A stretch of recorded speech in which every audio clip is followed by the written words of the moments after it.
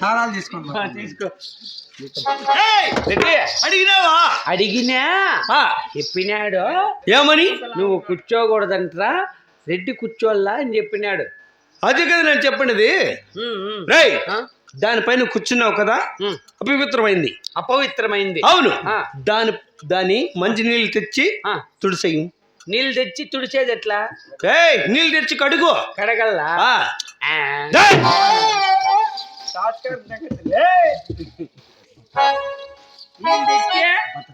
తుడిచేయి. కలువ శృంగారమయ్యున్నాడు సింహగిరి